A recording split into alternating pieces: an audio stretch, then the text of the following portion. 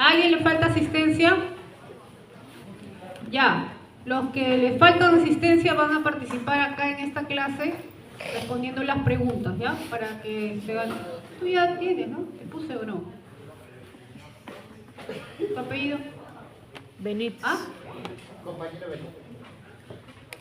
Ah, no, todavía no te he puesto, entonces vas a participar. Ya.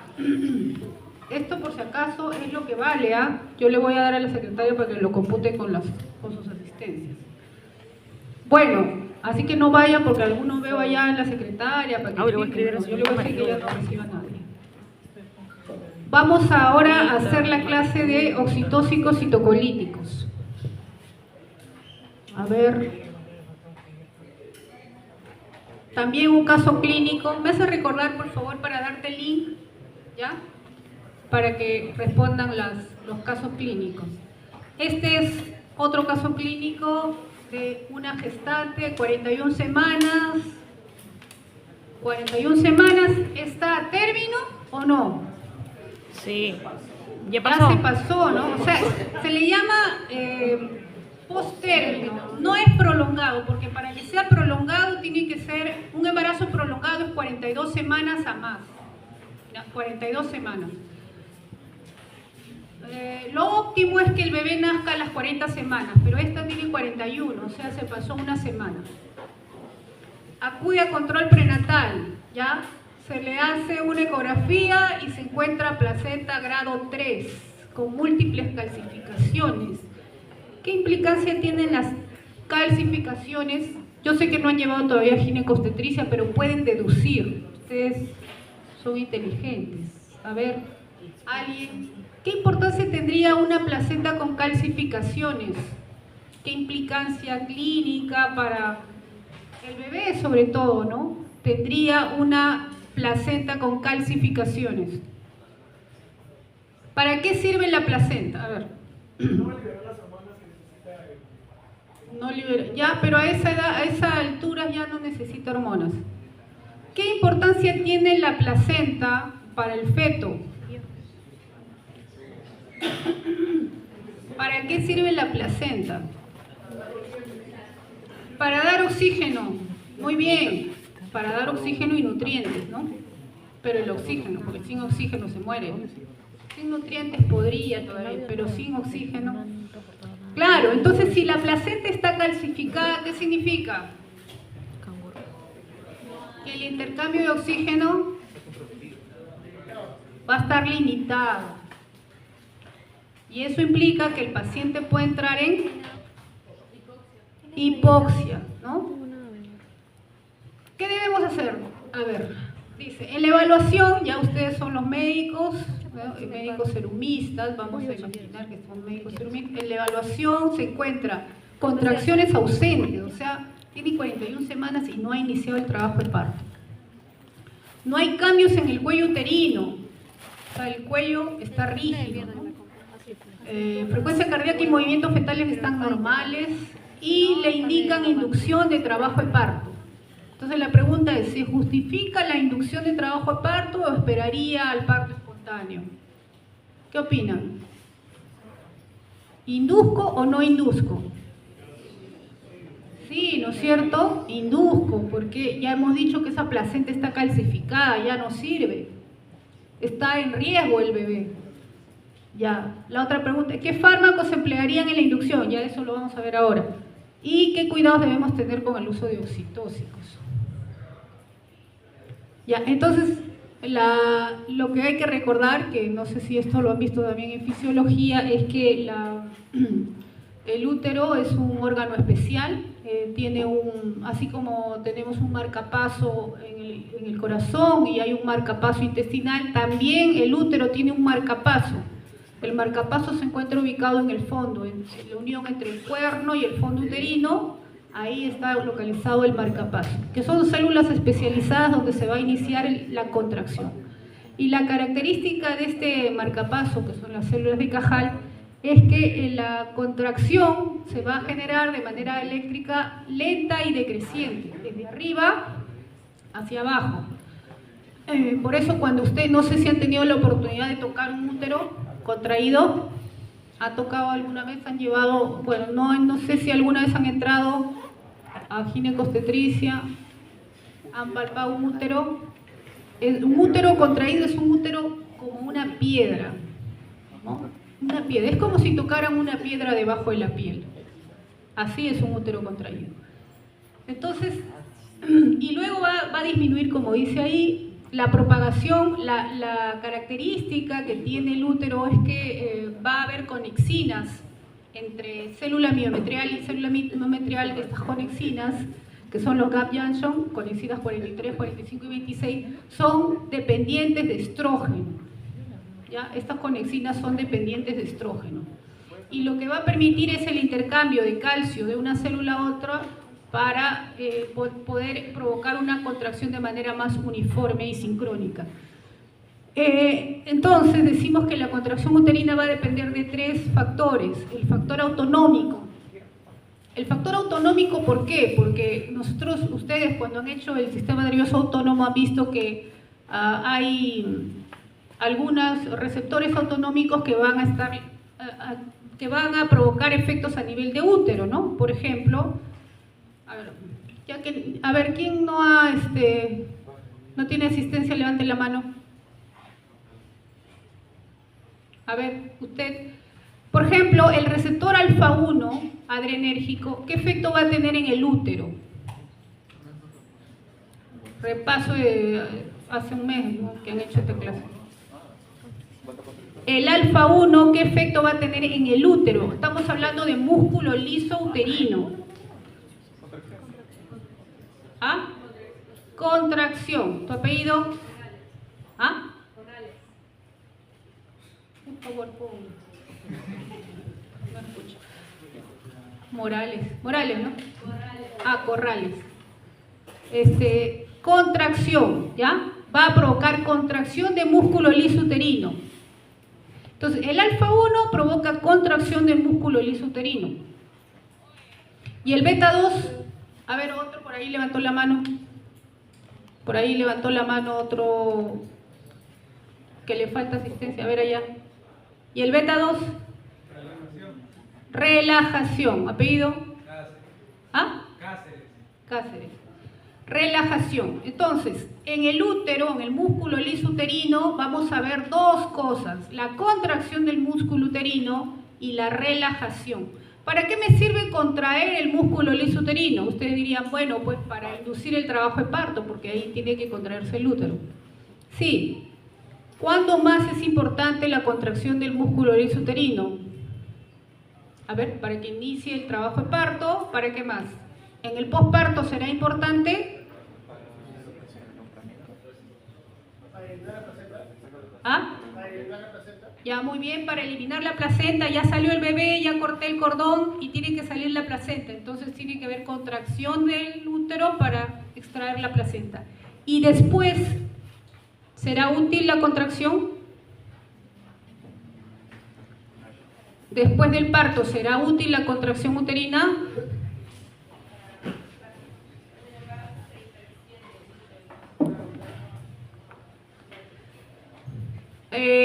Muy buena observación, no se me había ocurrido. Claro, ya después del parto el útero está así, enorme, ¿no?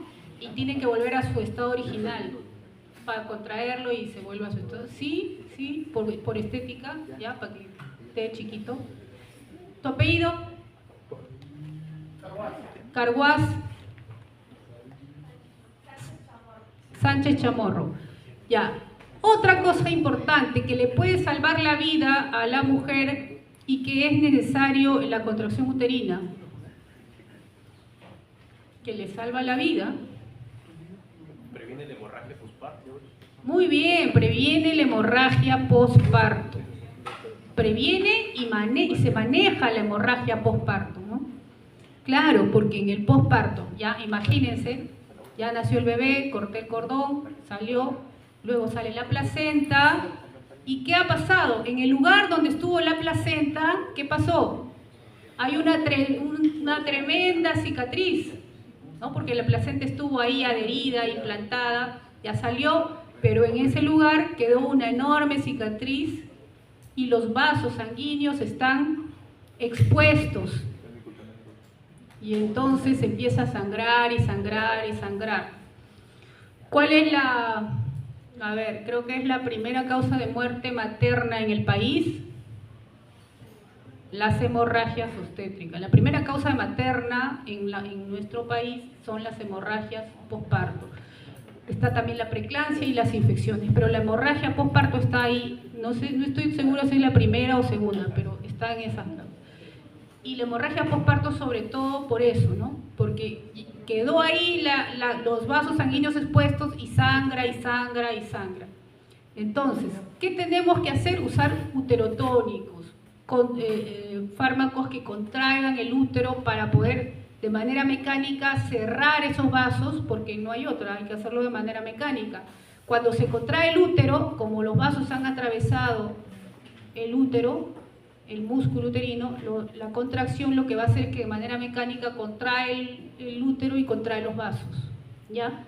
Pero los alfa-1 tendrían un efecto, los fármacos agonistas alfa-1 tendrían un efecto adicional. ¿Cuál sería? Además de contraer el músculo liso uterino, que lo dijo muy bien, va a tener efecto vasoconstrictor, muy bien. O sea, estoy haciendo dos cosas, ¿no? Contraigo el músculo liso uterino, contraigo mecánicamente al vaso para que no sangre, pero también estoy contrayendo el vaso y voy produciendo un efecto vasoconstrictor.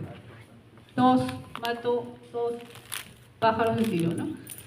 En cambio, esos son los que contraen el útero. Y los relajantes, los beta 2, ¿qué efecto tendrían? ¿Ah? Ya, no, pero en el músculo liso uterino. En el músculo liso uterino relajan el músculo liso uterino, ¿no? ¿En qué ocasiones yo necesito usar un fármaco que relaje el músculo liso uterino? ¿Ah? ¿En amenazas de aborto? En amenaza de aborto no, de parto prematuro. ¿Por qué de aborto no? Porque la mayoría de los abortos espontáneos, estamos hablando, son, a ver si ya llevaron, ¿han llevado genética, embriología y genética? No sé. ¿Qué es eso? Ya, ¿cuál es la principal causa de abortos espontáneos? ¿Aneuploidías? ¿Ah? O sea, ¿malformaciones genéticas o aneuploidías? Alteraciones genéticas, pues, ¿no? Entonces vas a retener. La naturaleza es sabia y muchas veces provoca estos abortos espontáneos, pues hay alguna razón, generalmente por cromosopatías, ¿no? Entonces no se retienen, no está indicado en retención el uso de tocolíticos en amenaza de abortos, ¿no? Bueno, entonces hay un control autonómico, receptores alfa y beta, ¿ya? Que contraen o relajan. Hay un control autocrino porque hay liberación de hormonas que se encuentran a nivel del tejido endometrial, la oxitocina, las prostaglandinas, y también hay un control endocrino, ¿no? El núcleo, por ejemplo, supraóptico y paraventricular que liberan. El núcleo supraóptico y paraventricular del hipotálamo que liberan, ¿qué hormonas liberan? Oxitocina y vasopresina, ¿ya? Las dos hormonas que comparten similitudes. Por eso es que la oxitocina, ojo, y esto es importante para las reacciones adversas, la oxitocina, como comparte similitudes con la vasopresina, varios de los efectos adversos que vamos a ver de la oxitocina son similares a la vasopresina.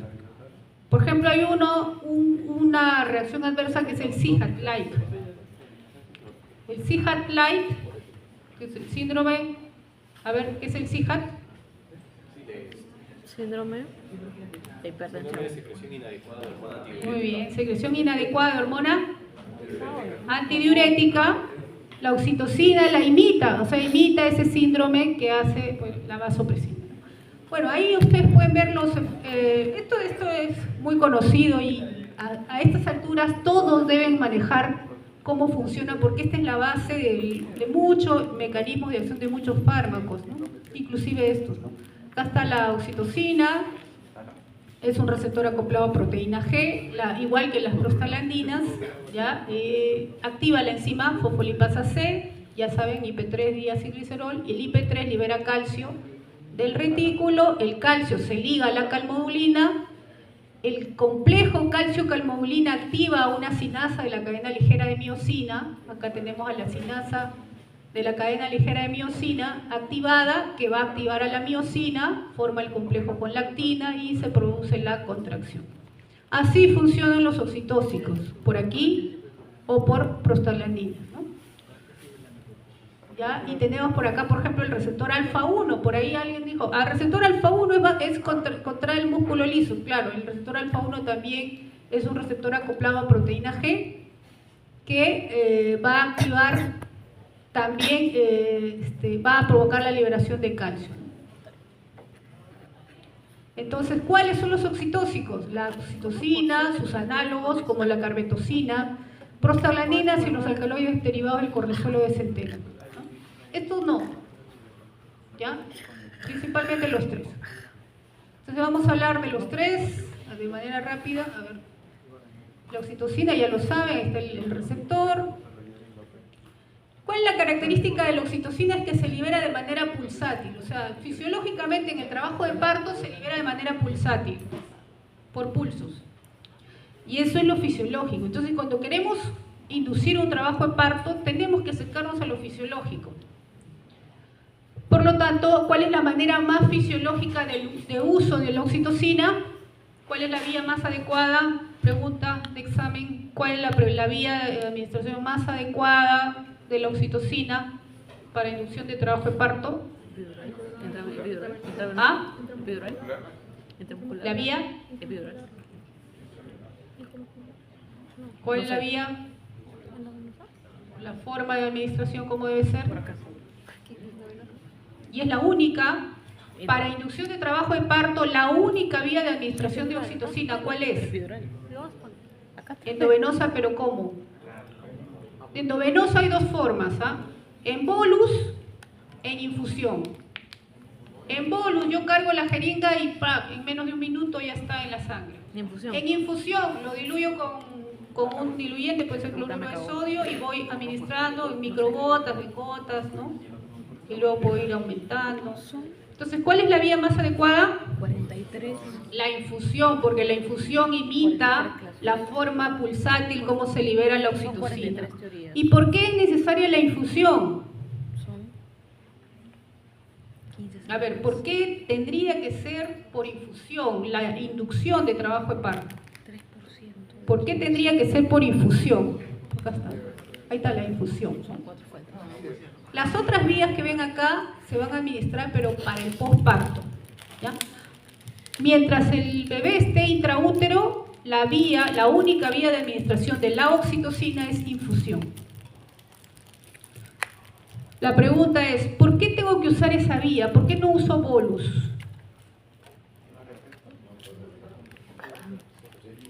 ¿Por qué la contracción en el trabajo de parto tiene que ser pulsátil? Contracción, relajación. Contracción, relajación. ¿Por qué tiene que ser así? Como un peritaldismo, pues, ¿no? Para permitir el... Para permitir... ¿Qué es eso? Así como peristaltismo, pero en el canal de parto. No. Igualito. A ver, alguien...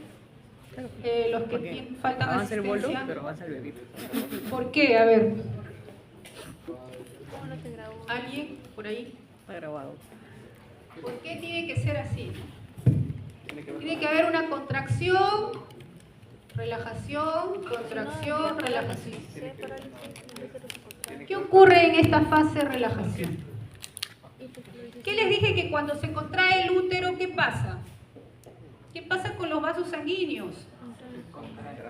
También se contraen por acción mecánica. Entonces, ¿la placenta recibe oxígeno en la contracción? No. ¿En qué momento recibe oxígeno la placenta? En la relajación. Entonces, acá, en esta fase, ocurre la oxigenación placentaria. ¿Ya? ¿Qué pasa si yo tengo un útero que está así? Ya no hay relajación, o sea, no hay oxigenación. Y el bebé entra en hipoxia. Sufrimiento fetal le llaman, ¿no? Sufrimiento fetal, ¿ya? Entonces la oxigenación es importante y para lograr la oxigenación tiene que haber esa fase, ¿no? Una fase de contracción y relajación. E inclusive tiene que haber una duración. ¿Cuánto debe durar esta fase de relajación? ¿Ah? Debe ser, si la fase de relajación es menor de 40 segundos, ya se afecta la relajación, ya se afecta la oxigenación. ¿Por qué 40 segundos? ¿De dónde sale eso de 40 segundos? Porque existe una reserva placentaria de oxígeno, o sea, la placenta tiene oxígeno de reserva, pero esa reserva solamente dura 40 segundos. Quiere decir que si la contracción dura más de 40 segundos, ¿ya? Perdón, esto es acá, ¿no? Si la contracción dura más de 40 segundos, ya se está afectando la oxigenación. ¿Ya? La oxigenación debe ser, la contracción no debe ser mayor de 40 segundos. Porque la reserva placentaria es, más o menos tiene esa duración de 40 segundos de oxígeno. Es como si tuviera un balón de oxígeno pequeñito la placenta, ¿no? ¿Ya? ¿Por qué no debemos usar con dextrosa? Solo se debe diluir en cloruro, no en dextrosa. A ver, ¿quién me responde? El que estaba atento. ¿A quién se parece la oxitocina? La vasopresina. ¿Tiene similitud con la vasopresina? ¿Y eso qué importancia tendrá y por qué tengo que usar no debo usar dextrosa?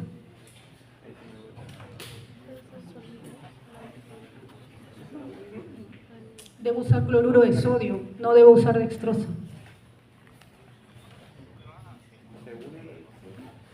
Deduzcan rápido, a ver.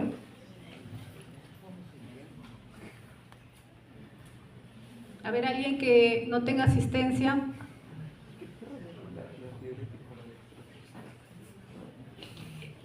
Más o menos, a ver. ¿Alguien? ¿Qué efecto tiene la hormona antidiurética? Antidiurético. ¿Retienes qué? Agua. ¿Y qué pasa con los niveles de sodio? Hay una hiponatremia dilucional. Hiponatremia. Entonces, lo mismo, la oxitocina provoca hiponatremia. ¿Y cómo puedo evitar la hiponatremia? Dándole cloruro de sodio. Si yo le doy dextrosa, porque recuerden que la infusión es por horas, ¿ah? Esto va a durar horas, 4 horas por lo menos, 4 a 6 horas. Entonces, si yo le doy dextrosa 6 horas, voy a provocar mayor hiponatremia, pues, ¿no? Entonces, por eso es que se debe dar cloruro de sodio. Ya, esto es importante, alcanza su estado estable, pregunta de examen, a los 40, 60 minutos. ¿Por qué es importante eso? Porque si yo empiezo a inducir en este momento, por ejemplo, no voy a decir, pasan 10 minutos y digo, uy, pero no se contrae, o sea, no hay efecto, cesárea. Eso hacen los ginecólogos, pues, ya saben por qué, ¿no? Ganan más por cesárea que por parto normal. Es más, no esperan tantas horas. ¿Un parto cuánto dura? ¿Un parto normal cuánto dura? 6 a 8 horas o a veces más, ¿no? Depende si es multigesta o si es primípara, ¿no? Entonces, esto es importante porque si yo le empiezo a inducir en este momento, yo tendría que esperar 40, 60 minutos a que la oxitocina alcance un estado estable y poder decir si ya alcanzó su máxima eficacia, ¿ya? No son 10 minutos ni 5 minutos, son 40 a 60 minutos. Bueno, acá está el tejido mamario, bueno, contraen las células mioepiteliales para favorecer la eyección, ahí están las contracciones rítmicas que producen, y tiene un efecto a nivel cervical, ¿ya? Directo e indirecto. Es decir, miren, el útero son dos partes. Uno es el útero, ¿no? El cuerpo uterino, que está compuesto principalmente de músculo uterino, músculo liso. Y el cérvix, el cuello uterino, que está compuesto de 90% o más de ¿Hay músculo ahí? No hay músculo, eso es colágeno. Colágeno, músculo. Entonces, son dos componentes diferentes y los fármacos van a tener acción diferente. En el colágeno, ¿qué es lo que tengo que provocar para que ese cervix, que es de esta forma, el cuello del útero, se dilate y pueda nacer el bebé? Tiene que haber un efecto colagenolítico. Pues si es colágeno, tengo que degradar el colágeno para que eso se dilate. En cambio, en el útero, lo que tengo que hacer es contraer para que el bebé salga, ¿no? Son dos efectos diferentes, ¿ya? Y miren, también la oxitocina es la hormona del amor y el amor maternal, por ejemplo, hay experimentos en ratas donde a las ratas se les ha administrado, ratas que acaban de parir, se les ha administrado antagonistas de oxitocina y las ratas se comían a sus crías, porque se anula ese amor maternal, no reconoce a las crías. Entonces, las mujeres que acaban de dar a luz tienen altos niveles de oxitocina. Y las personas enamoradas, no sé si por acá hay alguien enamorado, también, porque es tan tierno y cariñoso y bondadoso, porque tiene niveles altos de oxitocina, entonces por eso le llaman la hormona del amor. Hay estudios ahora, por ejemplo, para poder administrar derivados de oxitocina en pacientes psiquiátricos con esquizofrenia, porque también eso mejora el lado afectivo, digamos, en estos pacientes. ¿Ya? Ahí les invito a que revisen. Entonces, ¿cuándo está indicado la oxitocina? Para inducir trabajo de parto y acentuar trabajo de parto. ¿Cuál es la diferencia? Bueno, la inducción es cuando el paciente no tiene nada de contracciones y yo voy a empezar el trabajo de parto. Acentuación es que empezó el trabajo de parto, todo bien, y de pronto se detuvo. Eso es acentuación, voy a tener que acentuar el trabajo de parto, ¿no? Ya, en el alumbramiento, porque ya saben, en el posparto, para prevenir la atonía uterina o para manejar el test de bienestar fetal, prueba estresante. Es una prueba que se le hacen a las mujeres que tienen, así como vimos, ¿no? 41 semanas de gestación. Tienen 41 semanas de gestación y su placenta está calcificada. ¿Cómo puedo saber si ese bebé, si lo someto a un trabajo de parto que va a durar 6 horas, va a aguantar las 6 horas? ¿Cómo puedo saber? Con esta prueba. Esta se llama la prueba de bienestar fetal, test estresante o prueba estresante. Le administro una infusión de oxitocina, hago una simulación de trabajo de parto que va a durar 1 hora y voy, obviamente está todo monitorizado, y voy viendo cómo van los latidos fetales cuando ocurre una contracción, ¿no? Si después de una contracción los latidos caen, no, no va a aguantar, si ni 1 hora va a aguantar el bebé, entonces peor, va a aguantar 6 horas. Eso es indicación de cesárea. Ahí sí está bien justificada la cesárea, ¿ya? Pero si pasa la prueba, si después de 1 hora aguantó, ¿no?, la hora de contracciones, entonces ese bebé sí puede nacer vía vaginal. Dificultad en la eyección láctea, también. Esta es la clave para decir cómo induzco. Hay 2 formas de inducir un trabajo de parto.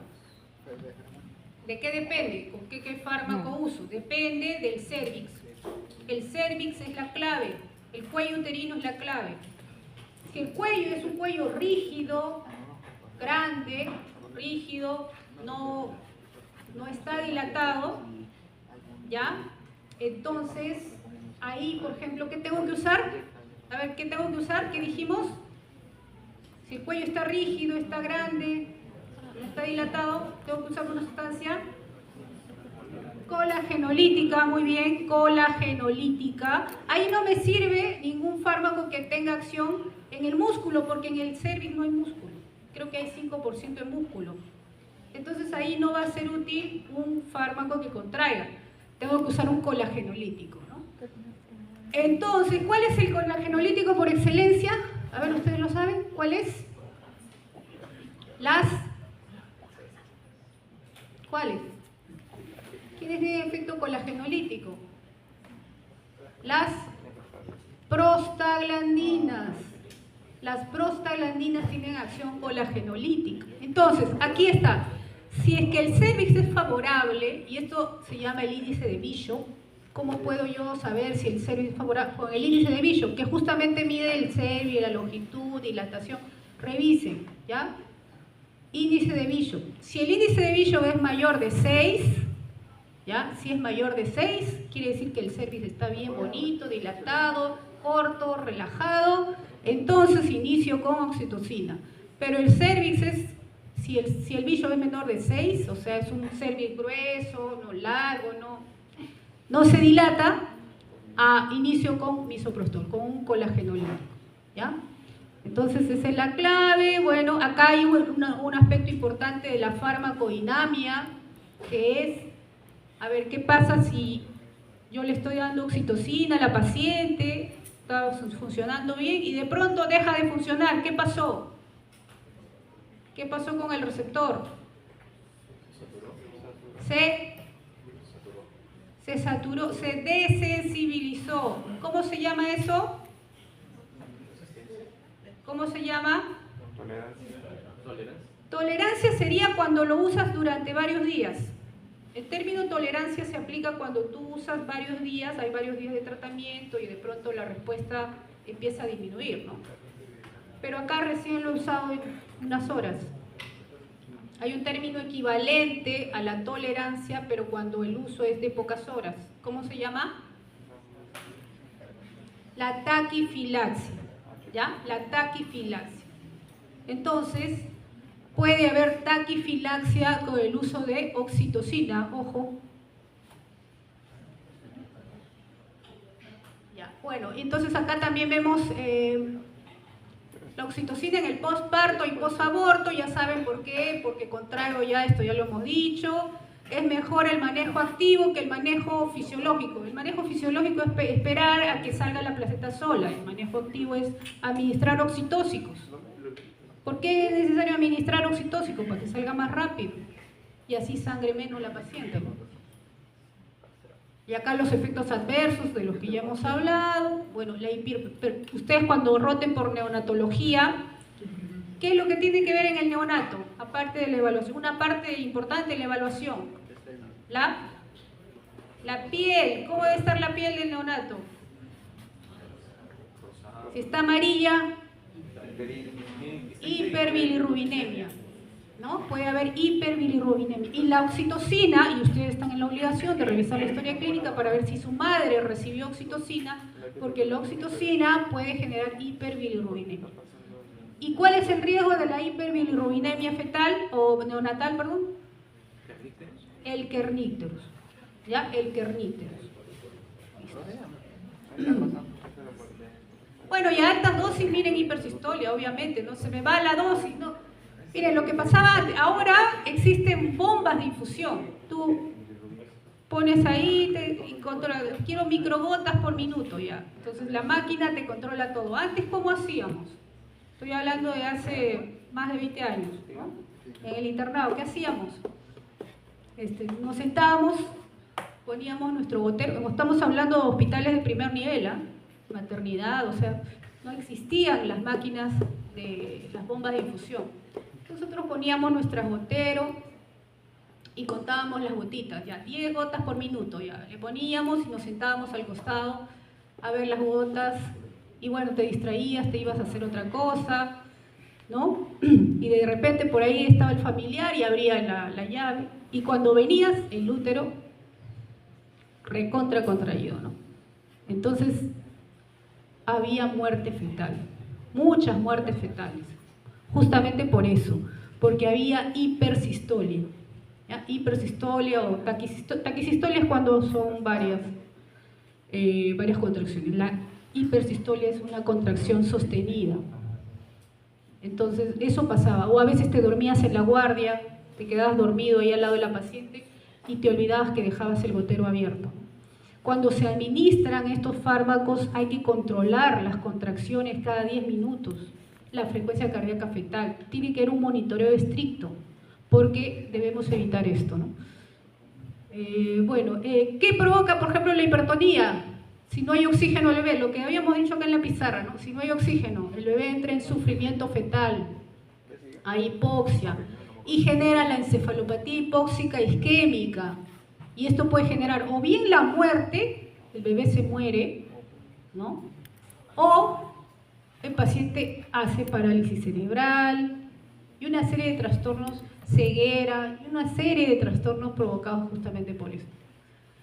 La carbetocina es una hormona mucho más potente que la oxitocina, es un fármaco. Es más potente que la oxitocina. Se usa intramuscular y solamente en el posparto, ¿ya? Solo se emplea en el posparto. Acá pueden ver que incluso se puede usar vía intraumbilical. Ojo, intraumbilical no significa que en el ombligo de la mamá, ojo, porque por ahí alguien pensó que como dice intraumbilical le voy a administrar en el ombligo de la madre.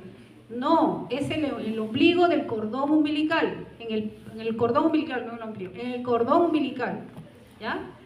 Sale la placenta, perdón, sale el bebé, ahí está el cordón umbilical, entonces agarras, cargas la jeringa y en el mismo cordón, en la vena umbilical, ahí se administra el fármaco. La carbetocina es excelente fármaco oxitocina. El problema es el costo. El costo de la carbetocina es muy alto. De las prostaglandinas ya hemos dicho que tienen efecto colagenolítica, excelente, no hay nadie que lo reemplace, por ahí de repente alguien descubre un fármaco, pero hasta el momento no hay nadie que reemplace a las prostaglandinas, nadie con actividad colagenolítica que pueda ser usada en obstetricia. Hay derivados de la E2, de la F2-alfa, pero de todas ellas la que más se usa es misoprostol. Por su costo, es bajo costo. Miren, ¿cuánto cuesta misoprostol? $2. ¿Cuánto cuesta dinoprostona? $215. Ya, desde ahí ya pues, de hecho que elegimos el misoprostol, ¿no? La ventaja del misoprostol es que, miren que no lo tiene la dinoprostona, es que el misoprostol aumenta la contractibilidad además de tener efecto colagenolítico. En cambio, la dinoprostona tendría un efecto principalmente colagenolítico. Ahí está la forma de administración, de preferencia intravaginal, porque la intravaginal, como ven ahí, si comparas oral con vaginal, la intravaginal tiene una mayor biodisponibilidad, ¿ya? La vía intravaginal. Pero es muy potente, por eso se tiene que usar 1/4 de tableta. El problema es que viene la tableta entera, así que ustedes van a tener que cortar en 4, una pequeña tableta en 4, y la 1/4 parte es la que se administra intravaginal. Bien, ahí está el efecto colagenolítico del que hemos hablado. ¿Para qué se usa? Inducción de trabajo de parto, ojo, inducción de aborto, maduración cervical, hemorragia postparto. A ver, entonces, si yo quiero contraer el útero antes de digamos, a una mujer que tiene 20 semanas de embarazo o 15 semanas de embarazo, ¿qué uso? Una cosa que no sé si les dije es que la oxitocina es dependiente de estrógeno. Los receptores de oxitocina son dependientes de estrógeno. ¿En qué etapa de la gestación los estrógenos están más altos? En la última etapa de la gestación. Por lo tanto, la oxitocina va a ser funcional, ¿cuándo? En el tercer trimestre, ¿ya? En cambio, las prostaglandinas no dependen de estrógeno, por lo tanto van a ser funcional en cualquier etapa de la gestación. Quiere decir que si, por ejemplo, una mujer acaba de tener un aborto, ¿qué uso? ¿Prostaglandinas o oxitocina? Prostaglandinas, porque las prostaglandinas no dependen de la edad gestacional. Bueno, ahí ven en abortos retenidos, bueno, se usa. Y hay otra cosa importante, las prostaglandinas pueden provocar teratogénesis. Hay un síndrome que se llama el síndrome de Moebius. Por ejemplo, si una chica se indujo un aborto y luego pues falló en las prostaglandinas, nació el bebé, puede nacer con este síndrome, ¿ya? Síndrome de Moebius. Una serie de malformaciones que vamos a ver ahí para que lo revisen. Bueno, este es para la... importante, porque ¿qué hacen ahora? Muchas veces los médicos, para que salga rápido, porque no les gusta esperar, vamos a administrar oxitocina y prostaglandina, las dos a la vez. Ahí es donde están los errores, porque provocan hipersistolia, ¿ya?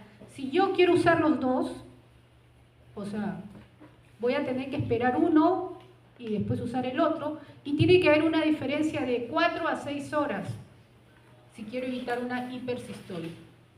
Entonces, si yo veo que el útero que el cuello está rígido, puedo empezar con misoprostol, ¿ya? Empiezo con misoprostol, pasa el tiempo, ¿ya? Y 4 a 6 horas y le puedo yo infundir con oxitocina, pero no puedo hacerlo en simultáneo.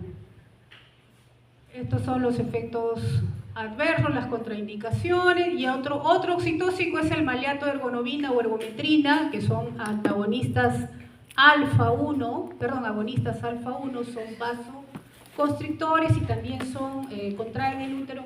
Estos solamente se pueden usar en el posparto, ¿ya? Solo se usan en el posparto, porque el tipo de contracción que produce es una contracción sostenida, contrae y ya no hay relajación.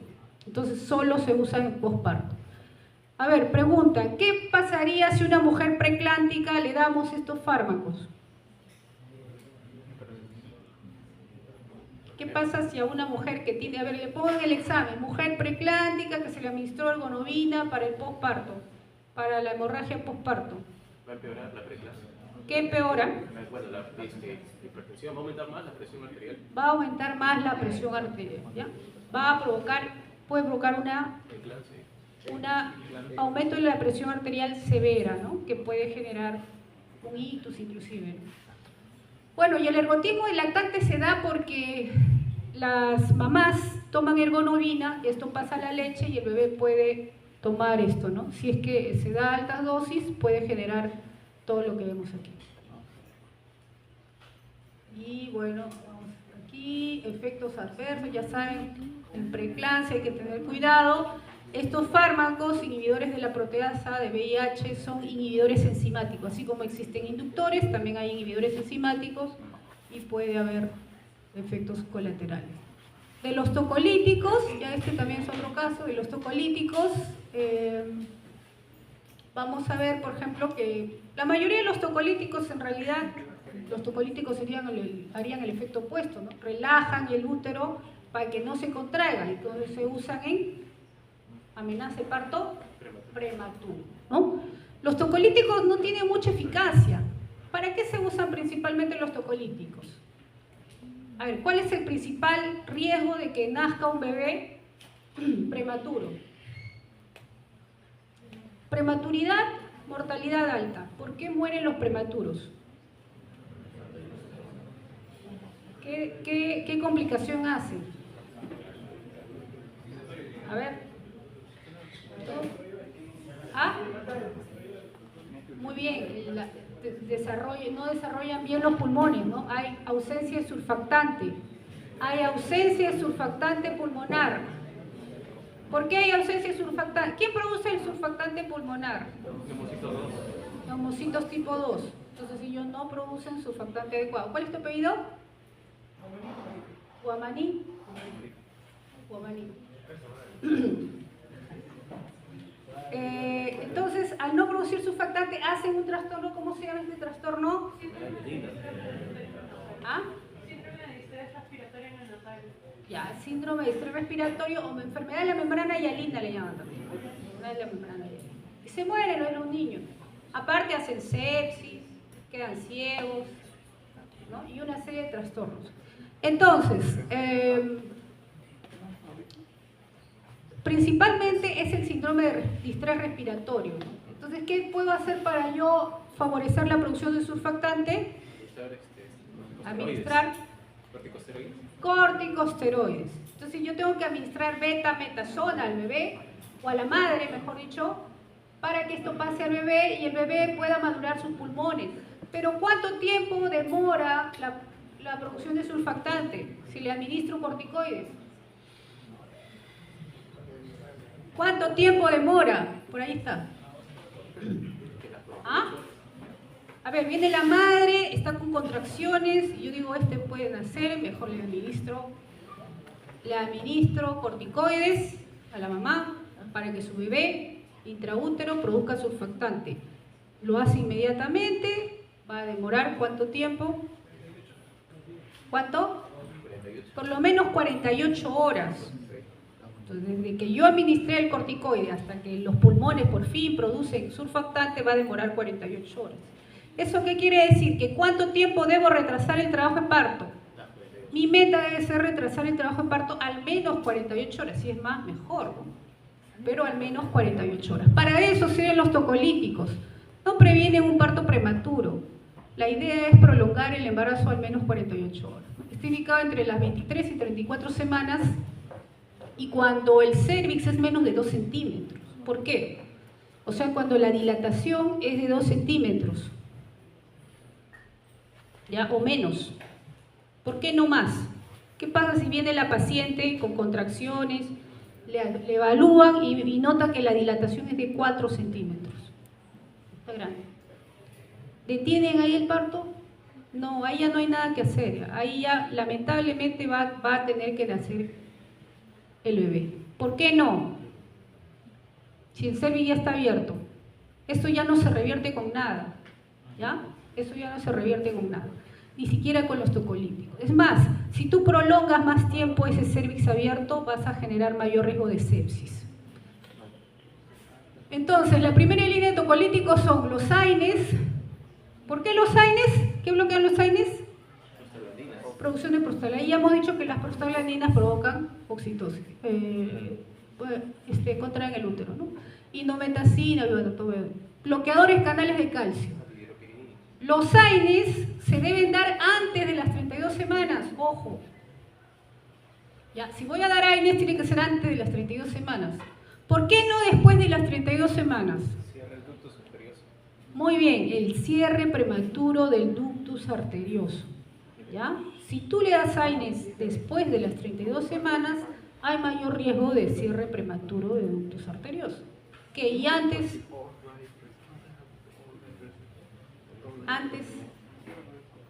el ductus es menos sensible a las prostaglandinas. ¿Ya? Así que no hay antes de las 32 semanas no habría ese problema, ¿no? Pero sí después de las 32. Entre las 32 y 34 semanas lo mejor es bloqueante de calcio. Hidropiridínicos, ¿como cuál? A ver, ¿qué bloqueante de calcio hidropiridínico conocen? Nifedipino, lodipino, ¿no? Y los de segunda línea, sulfato de magnesio, betabiméticos. ¿Por qué segunda línea? Porque tiene muchos efectos adversos. Ahí están los AINES, que ya hemos dicho, bueno, bloquean las prostaglandinas. ¿Por qué tengo que hacer revisiones ecográficas para ver el índice de líquido amniótico? Efecto de los AINES a nivel renal. Vasoconstricción de la arteriola aferente. Vasoconstricción de la arteriola aferente. Disminuye la masa filtrada. Disminuye el flujo sanguíneo renal, ¿no? ¿Y entonces qué va a pasar con el bebé? Si disminuye su flujo sanguíneo renal, ¿el líquido amniótico de dónde viene? Justamente de la orina. De la orina fetal, ¿no? El líquido amniótico es orina fetal. Entonces, si disminuye el flujo sanguíneo renal, el líquido amniótico va a estar disminuido, ¿no? Por eso es importante el índice de líquido amniótico, ¿no? Puede haber agenesia renal cuando el uso de AINES es más tiempo y en el primer trimestre ya esos son efectos más severos.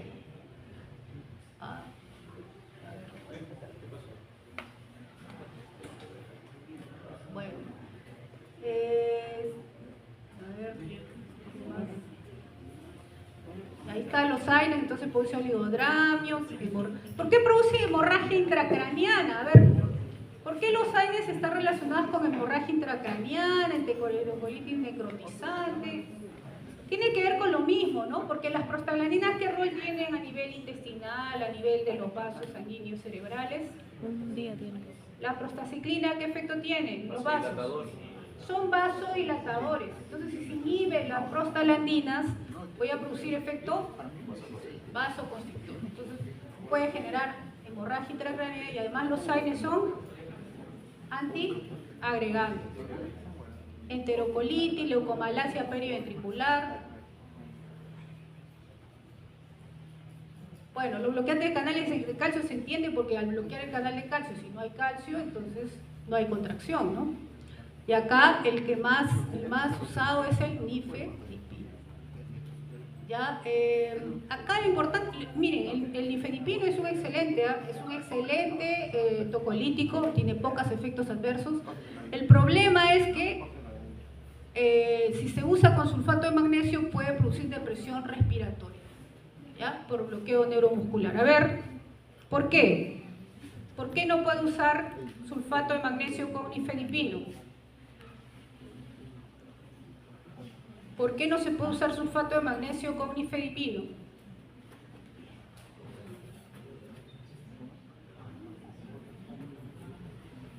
¿Cuál es el mecanismo de acción del sulfato de magnesio? También bloquea el calcio. Entonces, si yo junto dos bloqueantes de calcio, se va a potenciar el efecto, ¿no? Sobre todo el efecto depresor respiratorio, porque el magnesio, el sulfato de magnesio va a actuar a nivel presináptico y va a inhibir la liberación de acetilcolina a nivel de la placa mioneural. Si se inhibe la liberación de acetilcolina, ¿qué va a pasar con el músculo esquelético? No se va a poder contraer, se va a relajar, va a estar relajado, ¿no? ¿Y cómo puedo saber yo que hay ese efecto, que hay un efecto de bloqueo?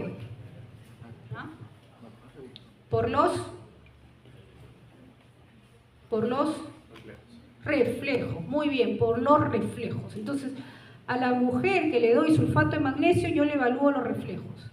Si los reflejos están ausentes o hay una hiporreflexia, entonces yo puedo decir que se ha afectado ahí y hay una afectación de la placa mioneural, ¿no?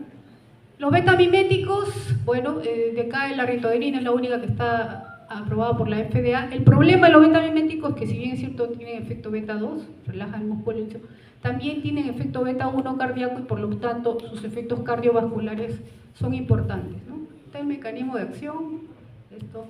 Miren, los efectos betamiméticos son tanto en la madre, en el feto, en el recién nacido, sobre todo en la madre, en el feto, efectos cardíacos, taquicardia, todo lo que ya ustedes saben de los betamiméticos, ¿no? Está contraindicada en estos casos. El sulfato de magnesio, es lo que les decía, ya también tiene acción en el calcio, con el calcio en la placa motora, y por lo tanto puede provocar, uno de los efectos es que producen hiporreflexia, ¿ya? Y acá esto es importante, ¿ah? El sulfato de magnesio es neuroprotector. ¿Será importante en un prematuro la neuroprotección? ¿Qué dicen? ¿Es importante en el prematuro la neuroprotección? Ya estamos terminando. Doctora, por ejemplo, ¿el sulfato de magnesio no es lo que se administra cuando hay riesgo de eclampsia también? Sí, es el mismo, así es. Miren, el sulfato de magnesio tiene varias acciones, ¿ah? Primero, es tocolítico, ya lo estamos viendo. Segundo, es un anticonvulsivante. Tercero, es un antihipertensivo en preeclampsia. Cuarto, es un neuroprotector para el recién nacido. ¿Y es importante en un prematuro la neuroprotección? Sí, ¿ya? Sí es importante. Porque justamente es lo que más se afecta, el sistema nervioso central en el prematuro. Entonces es importante la neuroprotección. Acá vemos entonces, miren, efectos adversos. Y es lo que decíamos, los reflejos se reducen y también la frecuencia respiratoria, ¿no? ¿Qué podemos hacer? A ver, ¿cuál es el antagonista del sulfato de magnesio? Si vemos que los reflejos se reducen, a ver, en la paciente, en la mujer en trabajo de parto prematuro, se reducen los reflejos, disminuye la frecuencia respiratoria, ¿qué le damos? ¿Cuál es el antagonista del sulfato de magnesio? Ya con esto terminamos. Gluconato de calcio. O sea, calcio, ¿no? Calcio, muy bien, gluconato de calcio. ¿Ya? Todo funciona con lógica. No es tan difícil la farmacología.